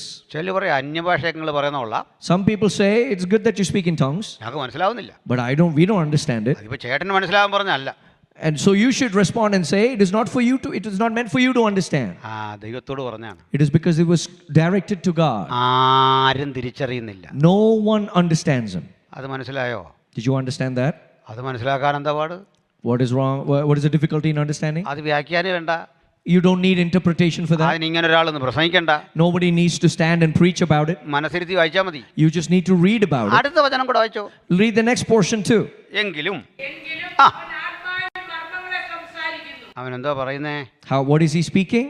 അവൻ മർമ്മങ്ങളെ He സംസാരിക്കും. speaks mysteries. മർമ്മങ്ങളെ സംസാരിക്കുമ്പോൾ എനിക്ക് മനസ്സിലായില്ലെന്ന് പറഞ്ഞിട്ട് കാര്യമുണ്ടോ? Is there any reason to claim that I don't understand when someone is speaking mysteries? പ്രയാസം മനസ്സിലായോ? Do you understand? പക്ഷെ നമുക്കതിനകത്ത് ഇപ്പോൾ സംശയം വരാൻ കാരണമുണ്ട്. But there is a reason why we doubt this. പാട്ട് പാടിയ കുഞ്ഞുങ്ങളൊക്കെ പോയോ? Are the singers still here? സാരമില്ല, പാട്ടുകാരത്തികളൊക്കെയും തളരും എന്നൊരു വചനമുണ്ടല്ലോ, അല്ലേ? അപ്പോൾ ഈ നമ്മൾ പാടുവോ അന്യഭാഷ പറയുകയൊക്കെ ചെയ്യുമ്പോൾ ഈ ആളുകൾ പോരാ എന്ന് പറഞ്ഞ് പ്രശ്നം ഉണ്ടാക്കും. When we sing or speak in tongues, some people tend to say that it is not enough. അത്യാവശ്യം ഒരു ആരാധനയ്ക്ക് ആഹ്വാനം കൊടുക്കുന്നതൊക്കെ നല്ലതാണെങ്കിലും ഈ ഇക്കിളി കൂട്ടി ചിരിപ്പിക്കുന്ന പോലെ നമ്മളെ കൊണ്ട് ഇങ്ങനെ അങ്ങ് പറയിപ്പിക്കുക എന്ന് പറഞ്ഞാൽ അവിടെയാണ് ആൾക്കൊരു സംശയം വരുന്നത്. But when you say that people force us to start speaking in tongues, that is where this doubt arises. നമ്മളിപ്പോൾ ഹല്ലേലൂയ പറഞ്ഞു, അന്യഭാഷ പറഞ്ഞു, അപ്പോൾ ചിലകളിലെ ഉച്ചത്തിൽ ഒന്നുകൂടെ. Now we would have seen that people have sung, people that have spoken tongues, but suddenly someone starts and says loudly one more time. നമുക്ക് 21 ദിവസം കൊണ്ട് ആരിലുമൊക്കെ അങ്ങനെ പറഞ്ഞാൽ ആ പാവം മനുഷ്യരെ ഞാൻ criticise ചെയ്തല്ല. I'm not criticizing the people who say അവരാ that. സന്തോഷം കൊണ്ടൊക്കെ പറയുന്ന. They're saying it out of their happiness. പക്ഷേ ഇതൊരു ജോലിയാക്കി മാറ്റരുത്. But do not make this a job. നമുക്ക് കുറച്ചു നേരം ഇങ്ങനെ വെച്ച് ആരാധിക്കാം. Let us worship for some time in this style. വണ്ടിയുടെ വൈപ്പർ ആടുന്നത് പോലെ രണ്ട് കൈയും വെച്ച് ഇങ്ങനെ ആരാധിക്കാം. Let us shake both our hands like the wipers on the windshield. ഇതൊക്കെ നല്ലതാണെങ്കിൽ ഇങ്ങനെ പറയുമ്പോൾ ഈ സൃഷ്ടാവിനെ കണ്ടിട്ടില്ല നമ്മൾ ഇതുവരെ. Even though all these are good, when it's meant as a forceful imposition on people, it means that സൃഷ്ടാവിന്റെ രൂപം കാണാത്തതുപോലെ, സൃഷ്ടാവ് ഫോംലെസ് ആയിട്ട് തോന്നുന്നത് പോലെ ആരാധനയ്ക്ക് ഒരു രൂപമില്ല. just like a creator is formless, there is no particular form for worship. അതൊരാത്മ നടത്തിപ്പാണ്. It is a guidance of the Spirit. സംശയമുണ്ടോ? Are you doubting that? ഞാൻ ഒരു ഉദാഹരണം പറയാം. I'll give you an example. ഈ ഞാൻ അടുത്ത വർഷം വെയിലിൽ ഒന്ന് കറങ്ങി വന്നു. I came by this way. Assume I came by this way next year. അപ്പോൾ ആസ വീട്ടിൽ ചെന്നു. I went to pastor's house. ആസ ചോദിച്ചു, ചായ എടുത്താലോ? And pastor asked me, would you like some tea? ഞാൻ പറഞ്ഞു ചായ ആകാം. And I said, sure. ഈ പുരുഷന്മാർക്കൊരു പ്രശ്നമുണ്ട്. There's a problem that men have. ഈ ചായ പോരട്ടെ അത് പോരട്ടെ എന്നൊക്കെ പറയും, പക്ഷേ ഈ സാധനങ്ങളൊന്നും സമയത്ത് മേടിച്ചു കൊടുക്കുകയില്ല. They will sit and place the order for all the tea and the snacks to come, but they never buy the required ingredients for it. എന്നോടുകൂടെ ഇരിപ്പാൻ നീ തന്ന സ്ത്രീ തന്നു, ഞാൻ തിന്നു. The woman whom you gave to be with me gave it to me and I ate. അതിനപ്പുറത്ത് നമ്മളൊന്നും വളർന്നിട്ടില്ല മോനെ. We don't grow up beyond that. ശരിയല്ലേ ഈ പറഞ്ഞേ? Amen. ഉണ്ടോ ഓരോ കാര്യങ്ങൾ വെളിപ്പെട്ട് വരുന്നുണ്ടോ? ചുരുക്കി പറഞ്ഞാൽ ഈ സഹോദരി ആകെ വിഷമിച്ചു പോയി. In short, when such unexpected commands come, the women in the house have some difficulty. ഈ ടീ പൗഡർ ഒന്നും ആ സമയത്ത് മറ്റേ ഇതൊന്നും മേടിച്ചു കൊടുക്കാൻ ഓർത്തില്ല, വാസം ഓർത്തില്ല. And the pastor did not remember to buy and replenish the stock of the tea bags in the house. അപ്പോൾ സഹോദരിക്ക് ഇതെന്ന് പറയണമെന്നുണ്ട്. But the wife wants to come and let him know. സഹോദരി ഒരു ഭിത്തിക്ക് മറഞ്ഞു നിന്ന് ഈ ദൈവദാസനെ ഇങ്ങനെ നോക്കിയിട്ട് ഈ ആക്ഷൻ കാണിക്കുകയാണ്. So she will hide secretly and try to show by signs to the pastor. ഈ കണ്ണൻ ദേവൻ എന്നൊക്കെയാണല്ലോ തേയിലയുടെ പേര്. The tea bag brand, you have Kannandevan. അത് ഇദ്ദേഹത്തെ അറിയിക്കാൻ വേണ്ടി കണ്ണ് കാണിക്കുന്നു, ദേവൻ എന്നൊക്കെ ഇങ്ങനെ കാണിക്കുന്നു, ഇങ്ങനെയൊക്കെ വെക്കുകയാണ്. And she'll behave as if she's showing in sign language, pretending to play a game of charades. കുറേ നേരം കഴിഞ്ഞപ്പോൾ അദ്ദേഹത്തിന് പിടികിട്ടി. After some time, he understood what was going on. അദ്ദേഹം പെട്ടെന്ന് ഇതെല്ലാം സംഘടിപ്പിച്ചുകൊണ്ട് വന്നു. He immediately went and bought all of the required things and came. ഞാൻ ചായയും കുടിച്ചു. And I drank the tea. ഞാനിത് കണ്ടിട്ട് പോരാതന്നെ പറയാം, ഇതൊക്കെയാണ് നിങ്ങൾ പറഞ്ഞതെന്ന് എനിക്ക് മനസ്സിലായില്ലല്ലോ. And when after this, imagine I say, I didn't understand whatever you told me. എൻ്റെ പൊന്നു സുഹൃത്തെ, തനിക്ക് മനസ്സിലാകാൻ പറഞ്ഞല്ല ഇത്. Oh, but whatever signs I showed, it was not for you to understand. കാന്തനും കാന്തയും തമ്മിൽ നടക്കുന്ന സംഭാഷണം അവിടെ തേർഡ് പാർട്ടിക്ക് ഇടപെടാൻ പാടില്ല. There is a communication between the husband and the wife. There is no part for the third party to understand the conversation. Grammar വേണ്ട, പദങ്ങളുടെ ആവർത്തനം വന്നെന്ന് വരാം, വന്നില്ലെന്ന് വരാം, കമ്മ്യൂണിക്കേഷൻ അത്. But there is a form of communication, but that is not limited by grammar or any other structure. ചായ കുടിച്ചിട്ട് പോകണം. You should just drink your tea and leave. അറിയാൻ വയ്യാത്തതിനെ കുറ്റം പറഞ്ഞിട്ട് കാര്യമില്ലെന്നേ. You don't find fault with things that you do not understand. അന്യഭാഷകളിൽ സംസാരിക്കുന്നവൻ മനുഷ്യരോടല്ല. The person who speaks in tongues is not speaking to man, ദൈവത്തോടത്രേ. but he is speaking to God. ആരും തിരിച്ചറിയുന്നില്ല. No one understands him. ഇപ്പൊ മനസ്സിലായോ? Did you understand? അപ്പൊ പറയും, ഈ വ്യാഖ്യാനി വേണമല്ലോ സഭയിൽ. And then people will say, oh, you need an interpreter in the ഈ church. വ്യാഖ്യാനം വരും ചില ഘട്ടങ്ങളിൽ. Sometimes the interpretation will അപ്പോൾ come. അതിനൊരു പ്രവചന സ്വഭാവം വരും. Then it will become a style of prophecy. അപ്പൊ സഭയിൽ വ്യാഖ്യാനി എഴുന്നേക്കണം. So in churches, interpreters should rise up. ചില ആൾ പറയും, വ്യാഖ്യാനി ഇല്ലാത്തെന്താ? Some people will ask, why is there no interpreter? ഒന്നാം നൂറ്റാണ്ടിൽ ഉണ്ടായിരുന്നു. In the first century, there were interpreters. അതിപ്പോ നമ്മളവിടെ committee കൂടി ഒരു വ്യാഖ്യാനി എടുക്കാൻ പറ്റുമോ? But we cannot choose an interpreter from our midst. ആരും പോയില്ല, ഇത് കഴിഞ്ഞൊരു കമ്മിറ്റി ഉണ്ട്, നമുക്കൊരു വ്യാഖ്യാനിയെ വേണം. Nobody leave. There is a committee meeting happening. We got to choose an interpreter. Pastor എന്ന് പറഞ്ഞാൽ ഒറ്റ ഒരുത്തൻ കമ്മിറ്റിക്ക് ഇരിക്കുകയല്ല. And if pastor makes such an announcement, nobody will even come for the committee. Committee അങ്ങ് പറഞ്ഞു, ഞാൻ ഇപ്പൊ വരുന്നു, ഇപ്പൊ നിങ്ങൾ അങ്ങോട്ട് കൂട്. Committee members will say, I'll be right back. You go ahead without me. ഇത് ഈ വ്യാഖ്യാനി എന്ത് ചെയ്യും, വ്യാഖ്യാനി എന്ത് ചെയ്ത് ആരോടാ ചോദിച്ചേ? Who is being asked, where is the interpreter? പണ്ട് വലിയ പ്രവചനം ഉണ്ടായിരുന്നു, ദൂതുണ്ടായിരുന്നു, ഇപ്പൊ അതെന്താ ഇല്ലാത്തെ? But there were great prophecies which were happening in the days of old. Why is it not there now? നിങ്ങൾ ആരോടാ ചോദിച്ചേ? എന്നോടോ? Who are you asking this to me? ആർക്കാ ഉത്തരവാദിത്വം? Who has the responsibility? ഞാൻ ഇതിലാടെ ഏറ്റോ, ഞാൻ വ്യാഖ്യാനിയും കൊണ്ട് വരാമെന്ന്. Did I ever say that I will come with the interpreter? Pass ചെയ്തേറ്റോ വ്യാഖ്യാനി ഞാൻ കൊണ്ടുവന്നേക്കാം. Is it the pastor's responsibility to bring an interpreter? അല്ല, നിങ്ങളുടെ പണി എന്താ? What is your job then? എന്റെ പണി എന്താ? What is my job? ഒന്നാം നൂറ്റാണ്ടിൽ കണ്ടതൊക്കെ പാസ്റ്ററെ കൊട്ടേഷൻ എടുത്തുകൊണ്ട് വരുന്നതല്ല, സഭ പ്രാർത്ഥിക്കണം. The church needs to pray for the whatever acts happened in the first century to happen again. സഭ ഒരുങ്ങണം. The church should get prepared. പ്രവചനാത്മാവുള്ളവർ എഴുന്നേൽക്കണം. Oh, the people with the spirit of prophecy should rise up. വ്യാഖ്യാനി എഴുന്നേൽക്കണം. The people with the gift of interpretation should rise up. You should go. നാം എല്ലാം പെട്ടുകിടക്കുന്ന കുറവുകളുണ്ടെങ്കിൽ റിക്കൺസിലേറ്റ് ചെയ്യണം, ഏറ്റു പറയണം. ആ അവസ്ഥയിൽ ദൈവം ഇവരെ എഴുന്നേൽപ്പിക്കും. If we have any shortcomings, we need to start confessing it and realigning us with God, and then He would raise up such people. ഇനി വ്യാഖ്യാനി ഇല്ലെന്ന് വെച്ചോ, And imagine now that there is no interpreter. എന്ത് ചെയ്യും? What will you do? ആർക്ക് പറയാം? വ്യാഖ്യാനി ഇല്ല, എന്ത് ചെയ്യണം? അന്യഭാഷക്കാരൻ. What should you do if there is no interpreter? The person who is speaking in tongues should remain silent. എന്താ പറഞ്ഞേ? എനിക്ക് ഈ സൗകര്യമാരെ വല്ലാതെ ഇഷ്ടപ്പെട്ടു. കാരണം നിങ്ങൾ ഇത്രയും ശാന്തരാണ്, നിങ്ങളുടെ കുടുംബമൊക്കെ എന്തൊരു ഐശ്വര്യമായിരിക്കും. I like the women who are seated over here. You are so patient and calm. You will have such blessed families. ആ കുടുംബങ്ങളിൽ ജനിക്കാൻ പറ്റില്ലോ എന്നൊരു വേദനയില്ല ഞാൻ നിൽക്കുന്നത്. I'm sad that I was not born in such a family. എനിക്ക് വീട്ടിൽ 2 പെൺപിള്ളേരും ഭാര്യയും ഒരു മോനും ഉള്ളത്. I have 2 daughters, 1 son and a wife. ഈ പെണ്ണുങ്ങളെല്ലാം കൂടിക്കഴിഞ്ഞാൽ ജീവിക്കാൻ വയ്യാത്ത അവസ്ഥയാണ്. It is very hard to live amongst them. അവരെ കുറ്റം പറഞ്ഞല്ല. I'm not finding fault with them. പക്ഷേ സഹോദരന്മാരെ, നിങ്ങൾ ഭാഗ്യവാന്മാരാ. But brothers, you are blessed. ആരും ഒന്നും മിണ്ടുന്നില്ല. No. Everybody's quiet. വീട്ടിലും ഇങ്ങനെ ആയിരിക്കണം. You should stay this way also at home. വ്യാഖ്യാനം ഇല്ലെങ്കിൽ അന്യഭാഷക്കാരൻ എന്ത് ചെയ്യണം? What should the person speaking in tongues do when there is no interpreter? എന്ത് ചെയ്യണം? മിണ്ടായിരിക്കണമെന്നല്ല. It is not that they need to be silent. മൗനമായിരിക്കണമെന്നല്ല. It is not that he needs to be quiet. 14:28 വായിച്ച്. Read 14:28. If there is no interpreter, speaker should keep quiet in the church Ah. and speak to himself.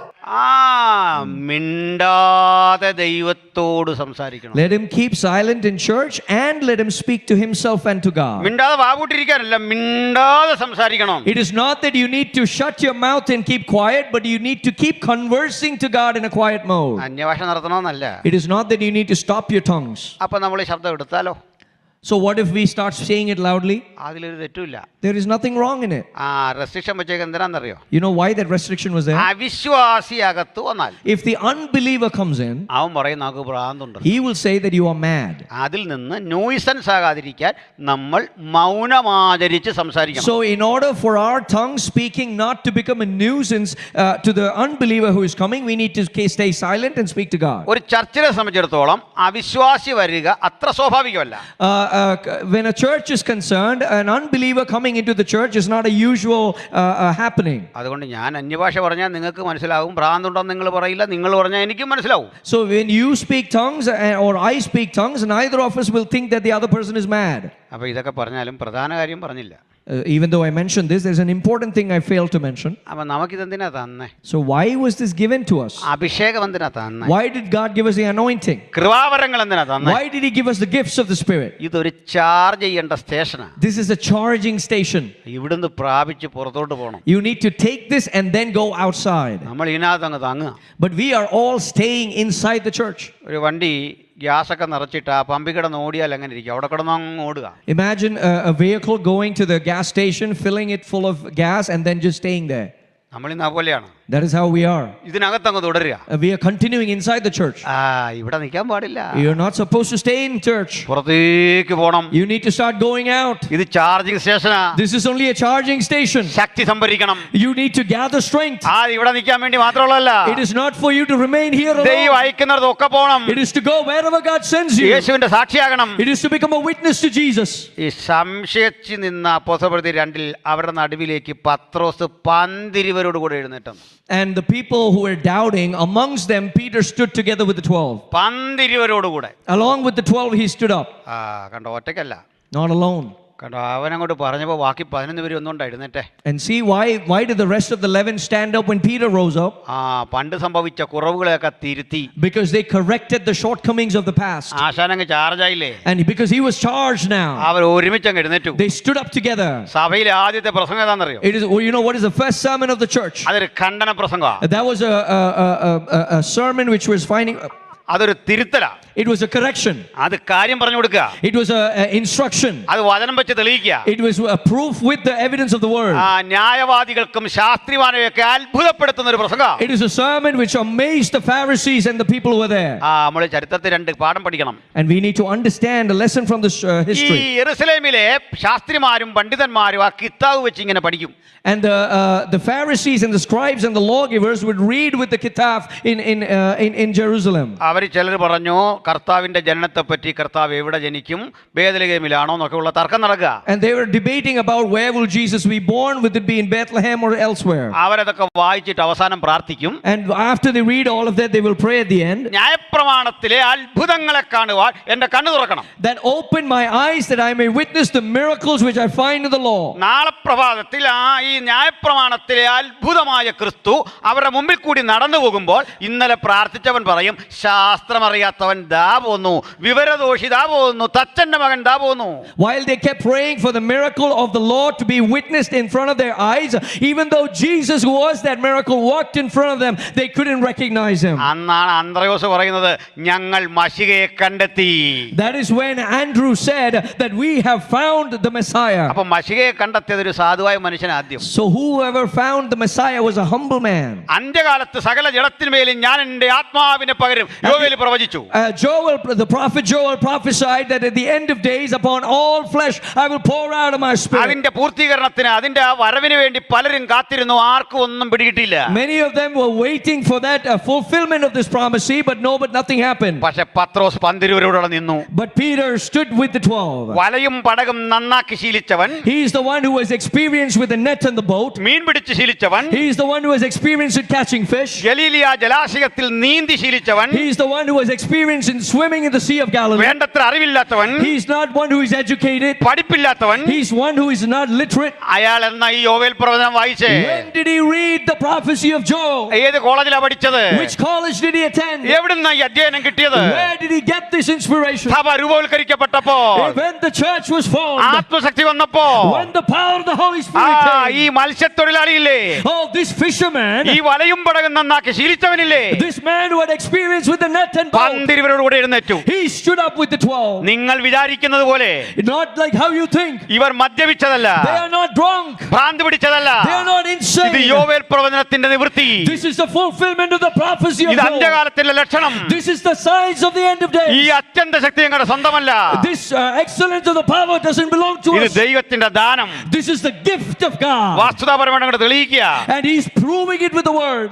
എന്തൊരു രസകര പിന്നുള്ള അധ്യായങ്ങൾ. Oh, the remaining chapters are so beautiful. സുന്ദരം എന്ന ഗോപുരവാതിൽ കൂടി വരികയല്ലേ അടുത്ത ദിവസം. And they're coming to the gate called Beautiful. അവന്റെ നിഴലെങ്കിലും ഒന്ന് തട്ടിയാൽ, Even if the shadow of Peter would fall upon them, സൗഖ്യം വരുമെന്ന് പറഞ്ഞ ആയിരങ്ങൾ തെരുവീതിയിൽ കാത്തിരിക്കുക. thousands are waiting by the street so that his shadow can fall and they can be healed. അന്ന് അയാൾക്ക് മനസ്സിലായി, That day he understood, ജീവിതത്തിൽ എന്തെങ്കിലും നേട്ടമുണ്ടെങ്കിൽ അത് യേശുവിനെ കണ്ടതാ. if there is any gain in life, it is about coming to Christ. ഈ മത്സ്യഗന്ധമുള്ള എന്നെ കാണുമ്പോഴൊക്കെ ആളുകൾ ഓടുമെങ്കിൽ യാതൊരു വിലയും നിലയുമില്ലാത്ത എന്നെ പരിഗണിച്ചവൻ യേശുവാ. When people used to run away and looking at me and giving me no value, the only person who uplifted me and gave me value was Jesus. എനിക്ക് വില തന്നവൻ യേശുവാ. God was the one who gave me a worth. എനിക്ക് പദവി തന്നവൻ യേശുവാ. God is the one who gave me a position. തിരിച്ച് കർത്താവ് പറയാന്ന് കൂട്ടുക, And imagine God says this, മകനെ ഇത് തുടക്കം മാത്രമാ.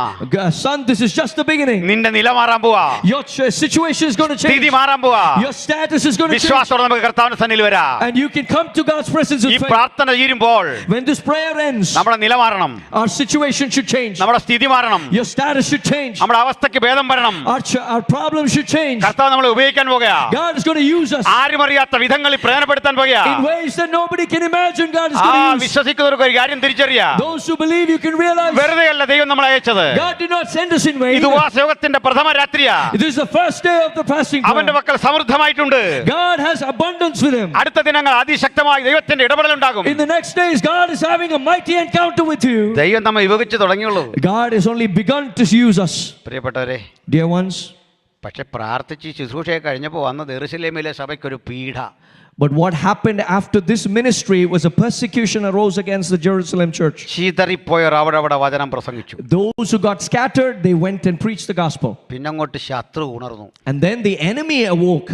സഭ ഉണരുമ്പോ ശത്രു ഉണരും. When the church awakes, the enemy also അവൻ awakes. തന്ത്രം മാറ്റും, He will change his strategy. അവൻ ശൈലി മാറ്റും. He will change his style. യാക്കോബിനെ വാളിന്റെ വായ്ത്തലയ്ക്ക് കൊന്നുകളഞ്ഞു. And James was killed by the sword. അവനെ കൊന്നത് യഹൂദന്മാർക്ക് ഇഷ്ടമായി. And the Jews were pleased that James was executed. അടുത്തവരെ പിടിച്ചു. And they started taking hold of the rest. പത്രോസിനൊക്കെ പിടിച്ച് ജയിലിലേക്ക് തട്ടി. And they put Peter in the prison. ഒരിടത്ത് വിജയം വരുമ്പോൾ അടുത്തടുത്ത് ജയിലാ. When there is victory on one side, on the other side is imprisonment. ജീവിതത്തിൽ എന്ത് സംഭവിക്കുമ്പോൾ ഓർക്കണം, എന്റെ നാഥൻ കൂടെയുണ്ട്. Whenever something happens in your life, understand that your Lord is with you.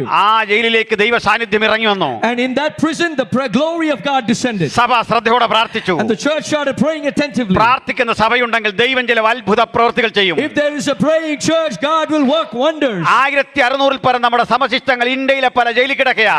There are many people in India who are in jail because of the gospel. ഇപ്പോൾ നമ്മുടെ നാട്ടിൽ നേരം വെളുത്ത് വരിക. And there it is dawn right now. നമുക്ക് വേണ്ടതൊക്കെ ദൈവം ഇവിടെ തന്നു. God has provided us what we need here. നമ്മുടെ സമശിഷ്ടങ്ങൾ പലരും ജയിലിലാ. What are all of our fellow workers? Many of them are in the നമ്മൾ jail. ഭൂമിയുടെ മറുകരയിലാ. We are on the other shore of the earth. ശ്രദ്ധയോടെ പ്രാർത്ഥിക്കുന്ന സഭ ഉണരട്ടെ. Let the church which attentively prays rise up. ദൈവം തന്റെ പ്രവൃത്തി അവിടെ അയക്കും. God will send his work there. ദൈവത്തിന്റെ പ്രവൃത്തി അവിടെ വെളിപ്പെട്ടപ്പോൾ When God's work was revealed in the place, യെരൂശലേം ദേവാലയത്തിൽ കാണാത്ത ദൈവ സാന്നിധ്യം ആ ജയിലിനകത്ത് രൂപപ്പെട്ടു. the presence of God which was not from the temple of Jerusalem came down in that jail. പിന്നെയും പീഡയങ്ങ് വർദ്ധിക്കുക. But the persecution increased. ലോക ചരിത്രത്തിൽ ഏറ്റവും അധികം പീഡിപ്പിക്കപ്പെട്ട യേശുവിന്റെ അനുഗാമികളാണ്. The followers of Jesus were the ones who were greatly persecuted among all the people in the history of the earth. യേശുവിന്റെ അനുഗാമികളെ തൂണോട് ചേർത്ത് വെച്ച് കണ്ണുകൾ ജീവനോടെ ചൂഴ്ന്നെടുത്ത് കളഞ്ഞു. And they would tie the followers of Jesus to the pillar and gouge out their eyes. അനവധി ആളുകളെ പിടിച്ച് ചുണ്ണാമ്പ് ചൂളകളിൽ മുക്കിക്കൊന്നു. And many people were sunk in the pits. അനവധി ആളുകളെ ഈ ഭക്ഷണം കൊടുക്കാതെ ഇര കൊടുക്കാതെ വളർത്തുന്ന സിംഹങ്ങളുടെ കൂട്ടിലേക്ക് ഇട്ടുകൊടുത്തു. And many people were thrown into the dens of lions. വിശന്ന് കിടക്കുന്ന മൃഗങ്ങൾക്ക് മുമ്പിൽ ഇട്ടുകൊടുത്തു. And they were cast in front of hungry animals. മരിച്ചു വീണ നമ്മുടെ സമശിഷ്ടങ്ങളായ സഹോദരങ്ങളുടെ പഴകിയ ശവശരീരത്തോടു കൂടെ ജീവനുള്ള മനുഷ്യനെ കിടത്തിയിട്ട് മൃഗങ്ങളുടെ തോൽ ഉരിഞ്ഞെടുത്ത് രണ്ടാളെയും ഒരുമിച്ച് ചുറ്റി. People who were alive were made to lie down with dead corpses, and they would tie them around with their own skins. ഇത് മരുഭൂമിയിലെ ചുട്ടുവഴുത്ത മണലിൽ വെക്കും. ക്രമേണ ഒട്ടി രണ്ട് ഒന്നായി തീർന്ന് ശ്വാസം മുട്ടി മനുഷ്യർ മരിച്ചു. And they would put them as a form of torture in the open desert, and because of the heat the skin would shrink, and they would die out of suffocation. ഇതിന്റെ പേരാ ജടയാടുകളുടെയും കോലാടുകളുടെയും തോൽ ധരിച്ചു. And this is the meaning where they were clothed with the skin of the goats. എത്ര ക്രൂര പീഡ! What a heinous torture. ഈജിപ്തിലൊരു museum ഉണ്ട്. There's a museum in Egypt. ഞാനത് നേരിട്ട് കണ്ടിട്ടുണ്ട്. I have witnessed that in person. ആ സ്ഥലങ്ങളൊക്കെ കാണാൻ പോയാൽ ഈ സ്ഥലം ഒന്ന് ചോദിച്ച് മനസ്സിലാക്കി പോകണം. And go once in a while if possible and visit. ഭൂമിക്കടിയിലേക്ക് ഒരു building. There's a building which is under the earth. നമ്മൾ അതിലേക്ക് ഇറങ്ങി ചെല്ലണം. And we need to step into it. ഒരാളം ഗ്ലാസ്സിലിട്ടിരിക്കുക. There are a lot of glasses there. അവിടെ മനുഷ്യന്റെ തലയോടുകൾ വെച്ചിരിക്കുക. And you can see the skulls of many men. ഈ തലയോടുകൾക്ക് ഒരു പൊതു സ്വഭാവം ഉണ്ട് അവിടെ വെച്ചിരിക്കുന്നത്. There is a commonality for the skulls. ഈ ഉച്ചിയിൽ അതിന്റെ സ്കള്ളിന്റെ മുകളിൽ ഒരു സുഷിരം. There's a cross. There's a hole on the top of the skull. ആ ചിലതിന്റെ മുകളിൽ ഈ കുറ്റി അടിച്ചിറക്കിയ കുറ്റി പോലും എടുത്തു മാറ്റാത്ത വിധത്തിൽ ആ കുറ്റി അവലിരിക്കുകയാണ്. And you can see that the stakes which drove into the skulls are still there in the skull. ആദ്യകാലത്ത് കലിഗുള എന്നറിയപ്പെടുന്ന ഒരു ചക്രവർത്തി ക്രിസ്ത്യാനികളെ പീഡിപ്പിച്ച രീതിയാണ് ഉച്ചിയിൽ ഇങ്ങനെ മുനയുള്ള വസ്തുക്കൾ അടിച്ചിറക്കി കൊല്ലുക. And that was the form in which the Christians were executed during the time of this emperor called Caligula. കുതിരയുടെ ശരീരത്തോട് മനുഷ്യനെ ചേർത്ത് കെട്ടിയിട്ട് തല കീഴാക്കി കിട്ടും. തല നിലത്താണ്. എന്നിട്ട് കുതിരയെ ഓടിച്ചു പായിച്ചു പോകും. ഈ ഫുട്ബോൾ തെറിക്കുന്ന പോലെ നിലത്തടിച്ചടിച്ചടിച്ച് മനുഷ്യൻ മരിക്കും. And they would tie these followers of Christ upside down to the horse, and while the horse runs, their head will bump on the way and they will break their head and die. മെഴുക് മുക്കിയ തുണി മനുഷ്യ ശരീരത്തിലേക്ക് ചുറ്റിക്കെട്ടി തൂണോട് ചേർത്ത് ബന്ധിച്ചിട്ട് മുകളിൽ തീ കൊടുക്കും. And they would tie the cloth which was drenched in wax, they would tie it around the human body and put them on their stake and burn them alive. ഒന്നും രണ്ടും പേരെയല്ല, കോടിക്കണക്കിന് മനുഷ്യരെ നഷ്ടപ്പെട്ട മാർഗം ഇത്. And not just one or two people, millions were lost because of this form of torture. അവിടെയൊന്നും തോൽക്കാതെ വന്നവരാ നമ്മള്. But we came and emerged out of this being victorious. ഇന്നും ലോകത്ത് പീഡിപ്പിക്കപ്പെടുന്ന നമ്മളാണ്. Even today in the world, the Christians are the ones who are persecuted. അപ്പോൾ നമുക്ക് തോന്നും ഇങ്ങനെയൊക്കെ വരുമ്പോൾ എനിക്കിങ്ങനെ വന്നാൽ ഞാൻ പിടിച്ചിരിക്കുമോ? And we might think, what if this happens to me? How will I endure this? പിടിച്ചു നിൽക്കും. We will endure. നമുക്ക് ആദ്യത്തെ ഒരു പേടിയൊക്കെ വരുള്ളൂ. Because initially we will be afraid. ആദ്യത്തെ ഭയം വരും. Initially we'll have some fear. പിന്നെ സ്ഥിതി അങ്ങ് മാറും. But then the situation will change. സ്തെഫാനോസിന് ഏറ് കിട്ടി. Stephen was pelted with stones. ഏറ് കിട്ടിയൊരു മനുഷ്യന്റെ മുഖം സത്യത്തിൽ മ്ലാനവദനാകും. അവൻ ആകപ്പാടെ നിരാശനാകും, കരയും. The person who is usually pelted with stones will be disappointed. He'll be in a lot of pain and he'll start crying. പക്ഷെ അവന്റെ മുഖം ദൈവദൂതനെ പോലെ പ്രകാശിച്ചു. But his face shone like that of an angel. കൊതുക് കടിക്കുന്ന വേദന പോലും തോന്നുന്നില്ല. He doesn't even feel the stones being pelted at him. He doesn't even feel the pain of it. നമുക്ക് ഭയം വരുന്നപ്പോഴാ. Why do we fear? നമ്മൾ ഒറ്റപ്പെട്ടു തോന്നുമ്പോഴാ. We fear when we feel we are alone. നാഥൻ കൂടെയുണ്ട്. But the Lord is with us. അവിടെ നിന്നുള്ളപ്പോഴാ ഏറ് കിട്ടുന്നത്. And when he's there, you are being pelted. അവിടെ നിന്നുള്ളപ്പോഴാ കുന്തം കൊണ്ട് കുത്തി തുളയ്ക്കുന്നത്. When he's there, you are being thrown with a spear. നിന്റെ കാൽ കല്ലിൽ തട്ടി പോകാതെ കൊണ്ട് അവൻ കരങ്ങളിൽ നിന്നെ കാത്തുകൊള്ളും. He will take care of you in his arms so that your feet do not stumble against a stone. സിംഹത്തിന്മേലും അണലിമേലും നീ ചവിട്ടും, ബാലസിംഹത്തെയും പെരുമ്പാമ്പിനെയും മെതിച്ചു കളയും. You will trample upon the serpent and the snake. ഈ ബലമൊക്കെ എന്തിനു തന്നാ? Why did God give you this strength? ഇത് അന്യഭാഷയുടെ ശക്തി. This is the power of the speaking in ഇത് tongues. ആത്മനിറവിന്റെ Shakti. This is the power of the fullness of the Spirit. ഇത് എന്തിനു തന്നാ? What was this given for? സാക്ഷിക്കാൻ തന്നാ. It is given to witness.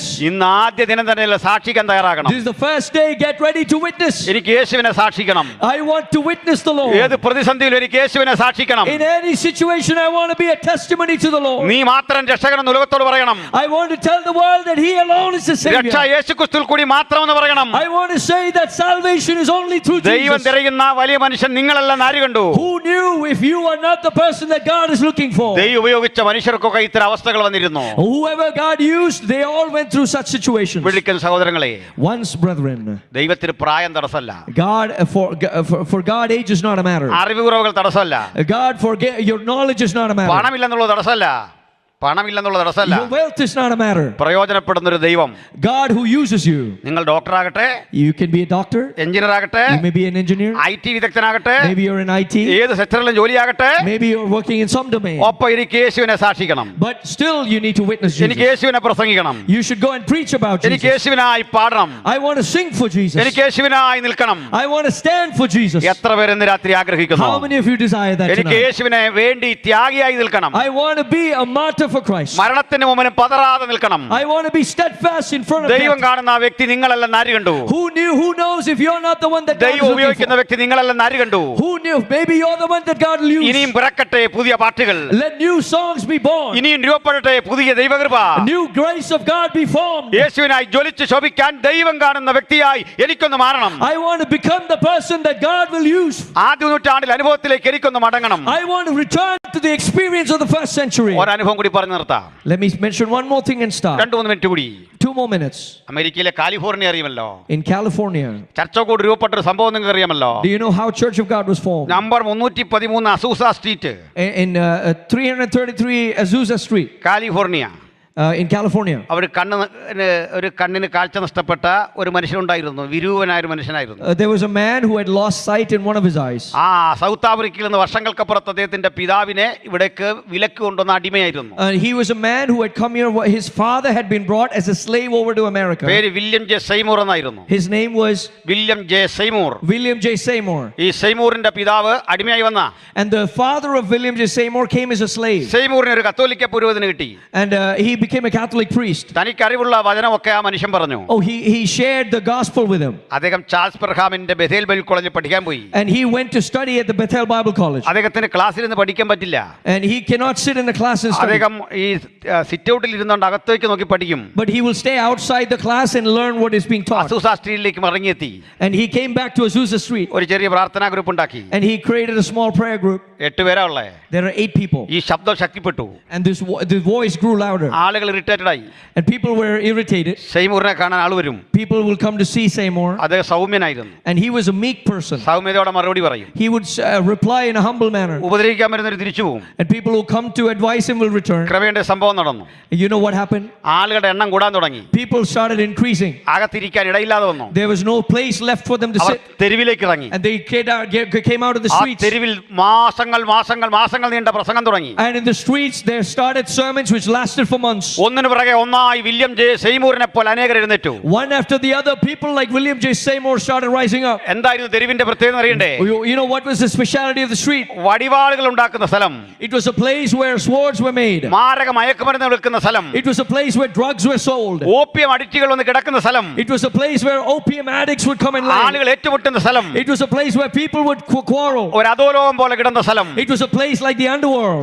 ദൈവാസനം അങ്ങോട്ട് പ്രസംഗിച്ചു. And this man of God preached. ആളുകൾ ഈ മയക്കുമരുന്നുകൾ കൊണ്ടുവന്നു. People brought the drugs. അവരുടെ കയ്യിൽ നിന്ന് ആയുധങ്ങൾ കൊണ്ടുവന്നു. They brought the weapons that they had. അവരിലധികം സൗത്ത് ആഫ്രിക്കയിൽ നിന്നൊക്കെ വന്ന അടിമകളാ. And they were all slaves who came from South Africa. നീളമുള്ള ആയുധങ്ങൾ കൊണ്ടുവച്ചു. And they came and brought their weapons. അവർ പറഞ്ഞു, യജമാനനെ, They said, Master, എന്റെ ഉടമയെ ഞാൻ കൊല്ലാനിരുന്ന, I was going to execute my master. അവസരം കിട്ടിയ കുത്തി മലർത്താനിരുന്ന, I was going to kill him when I get the ഞാൻ ഈ chance. മയക്കുമരുന്നൊക്കെ കൊടുത്ത് അദ്ദേഹത്തിന്റെ മക്കളെയൊക്കെ വഴിതെറ്റിച്ചു.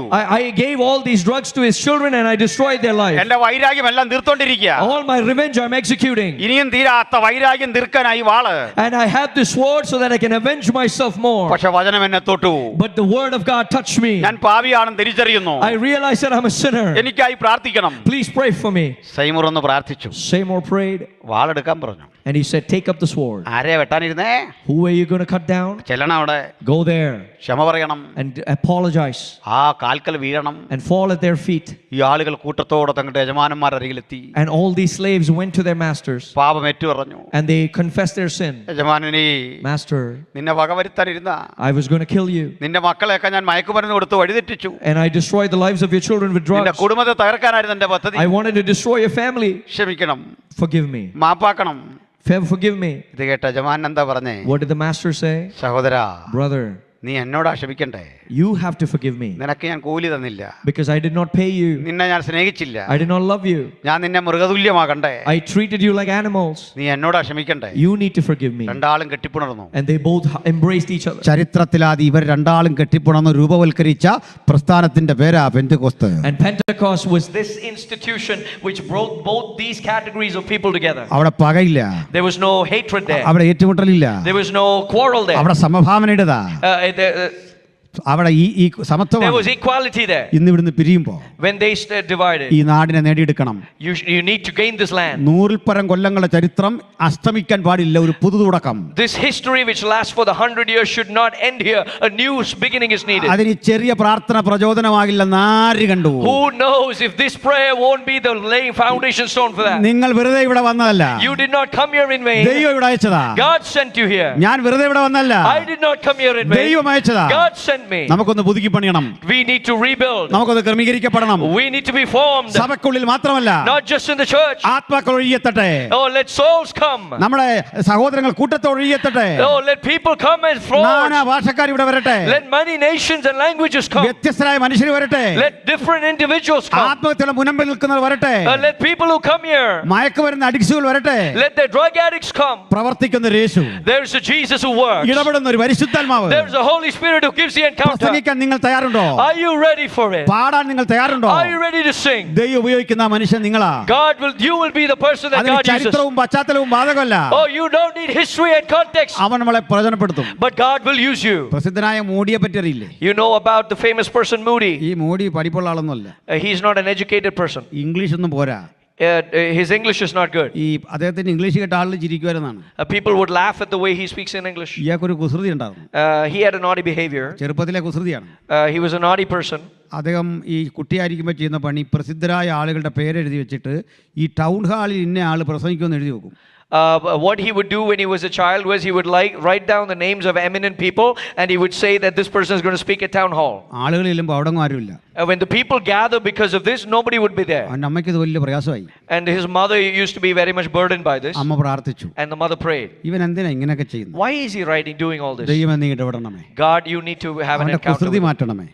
Change the situation. പക്ഷെ ദൈവം വേറെ രീതിയിൽ ഇടപെട്ടെ. But God dealt with him in a different way. അവനാ ചെയ്ത പണി അവനെ അങ്ങ് ഏൽപ്പിച്ചു. God, whatever he did, God gave it into his hands. നീ പ്രമുഖരുടെയൊക്കെ പേരെഴുതി വെക്കുക, അവര് പ്രസംഗിക്കുമെന്ന് പറഞ്ഞു. You are writing down the names of eminent people saying that they're going to speak.